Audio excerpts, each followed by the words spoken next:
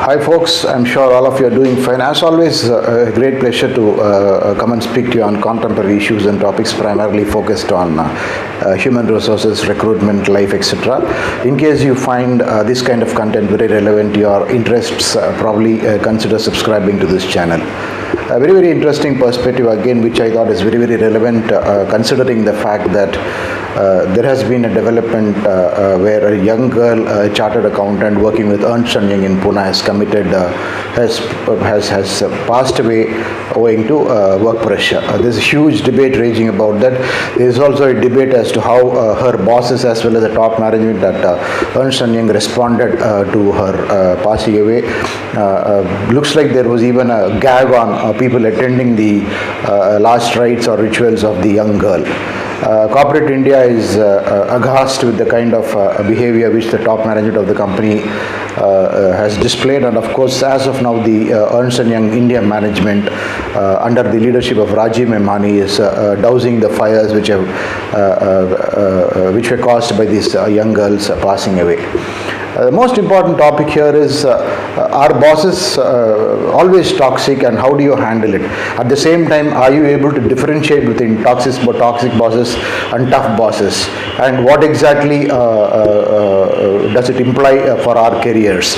That is a very, very important perspective which I wanted to offer in this entire video from my own experiences. Of course, in a whole lot of my talks and podcasts in this channel, you will see me speaking out of experiences. I've got a wealth of experience spanning about 2 decades and across industries, so I'm only trying to share my learnings with you, which will probably help you in terms of better decision making and building or crafting a better career.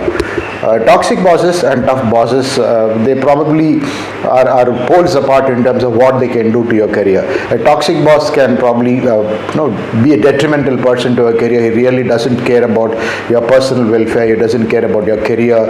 He doesn't care about your trajectory. All he wants is his goals are achieved, and to that end he makes you slog and slog. And if you take up the case of this young girl Anna, who passed away in Ernst & Young, very clearly her boss has displayed that kind of behavior. There are news and media reports saying that this gentleman who was her boss was a very keen or avid cricket watcher, and putting all the pressure on this young girl, he'll probably go away to watch cricket matches and stuff like that. This is exactly what a toxic boss does. They don't want to really put in the hard work which is required to uplift the team and also work towards the goals of the organization. The goals of the toxic boss are probably by nature to make life miserable for the team members. That besides, they really don't really care for the welfare of the team members, the growth of the team members, the interests of the team members, and even the personal health and things like the team members, which are all very, very bad leadership qualities. In fact, I would bluntly say that Ernst & Young India's management should hang their heads in shame for the kind of turmoil which the girl probably went through in her just 3 or 4 month stint with that firm. She's just worked with them for 4 months and met with a tragic end. That is besides the point.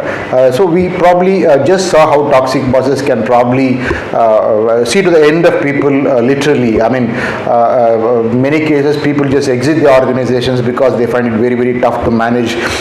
They think that it is pointless to continue under a toxic boss who's really not bothered. I in fact keep constantly saying constantly telling all my candidates, senior candidates, as well as my own peers and friends, saying that to manage a toxic boss is literally like hugging a porcupine. There is no point at all. You'll just waste time, you'll just waste your energy, you'll probably even screw your personal life. So to that extent, if you think the toxic boss is not going to be managed by you at all, the best thing is to probably call it a day, despite the fact that yes, it will lead to career instability, which again is not a very great thing. But yeah, your own life interests are more important than a long-term career. So to that extent, you'll always be able to rationalize or justify the decision in why you moved out of an organization when you are faced with a very, very toxic boss. Just take it in this situation. In case this girl Anna, who her parents also have now told very, very clearly that in her regular telephonic interactions with them, she wanted to quit the job and probably join somewhere else, but things came to a knot before she took a final decision.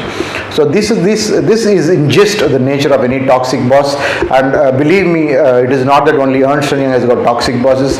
Toxic bosses galore in Indian corporates. Unfortunately, most organizations, I would firmly tell you, are not very professional in terms of how they treat their colleagues and reportees and things like that. That is the case of at least a large chunk of people. I would say 60-70% of the people like this. But the remaining 30-40% are really good leaders. They really work very hard themselves, and they also make sure that the team works hard, and in case the team works hard and helps the goals of the organization and the goals of the team, they get very duly rewarded. So a lot of times what happens is because of our own personal nature, because of the way we have been managing our career till date, and because of our working style of different kind of leaderships, in the face of a very, very tough boss, we get very, very hassled. And I've seen it more than once, particularly in cases where I transformed from one industry to other, moved from one industry to another, and wanted to join in new roles, and joined in completely new roles which required a lot of learning and unlearning in terms of my personal competencies. I have been faced with extremely tough bosses at the outset. And when I say tough bosses, I'm not saying these bosses abuse you and are in nature very bad and things like that. Tough bosses in the sense that their bar is very, very high. They themselves work very, very hard. They probably work twice harder than the team. They are probably much smarter than the team, and more than anything else, they come with immense experience of the domain in which they are. I can probably, without naming the person, tell you, after a stint in recruitment and talent acquisition in a conventional sense, I moved into an executive search firm, which is a very, very large executive search firm, a transnational firm with offices in India.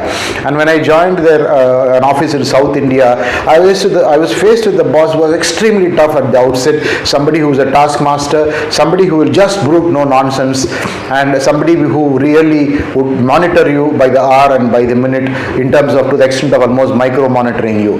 This was very, very different for me, because I probably came from a very relaxed atmosphere, wasn't used to work pressure not in terms of asking you to do the undoable, but work pressure in terms of somebody telling you that if there are 8 or 9 hours of work, those 8 or 9 hours of work are completely meant for work and nothing else.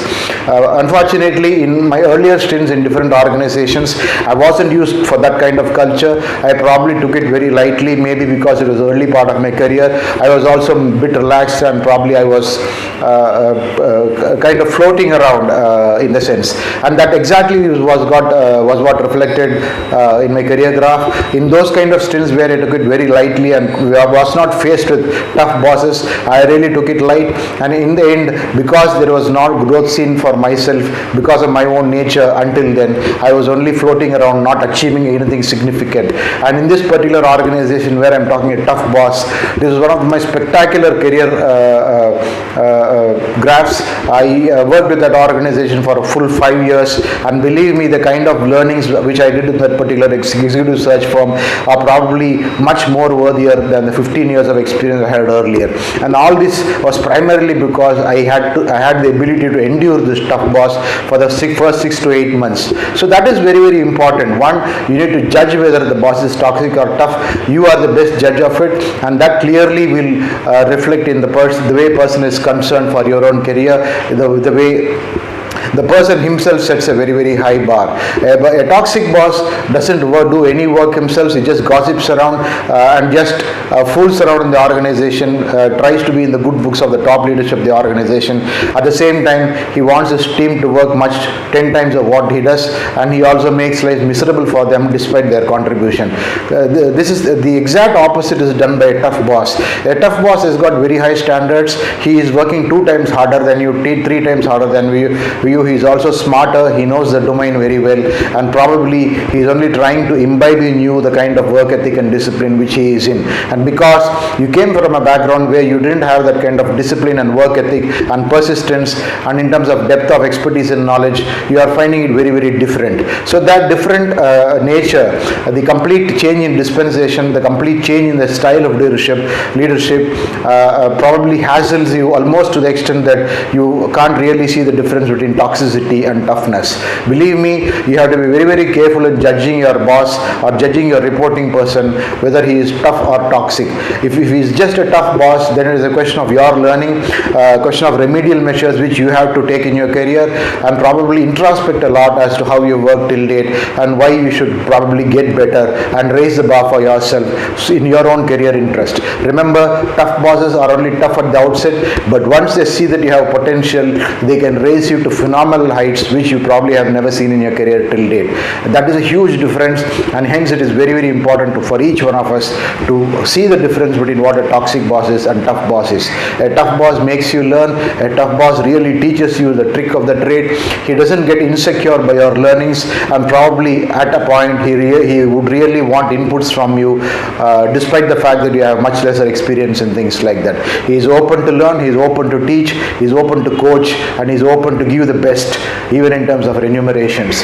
He shares the annual incentives with you, probably much more than what anybody else would share, whereas a toxic boss is just going to take all himself and not give anything to anything else. A toxic boss is a highly self-centered person, where a tough boss is really not a self-centered person. He is probably wanting to share the booty with everybody, both not in terms of money but in terms of knowledge also.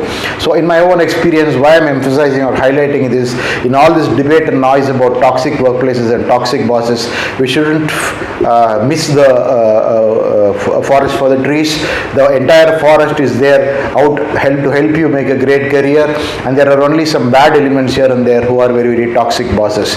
But if you only have to endure tough bosses, then it is better you endure them in your own interest and in terms of your own career longevity.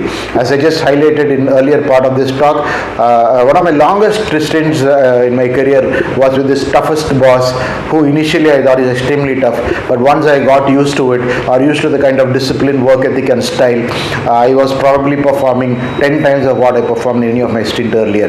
Again, I'm just using my career graph or as an analogy or a real life example, but I'm sure most of you who probably have gone through situations like this can also relate very well as to how a tough boss is probably very, very different from a toxic boss in your own career point of view.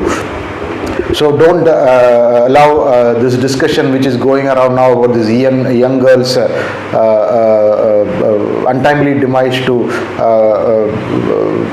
jump you to conclusions in the wrong way. In case you are probably enduring a tough boss, it is for your own good. And remember, there's a lot of difference between a toxic boss and tough boss. I hope I've been able to highlight it fairly well. I'm sure this has been of immense use to you. Thanks for your time. I'll see you soon again. Thank you.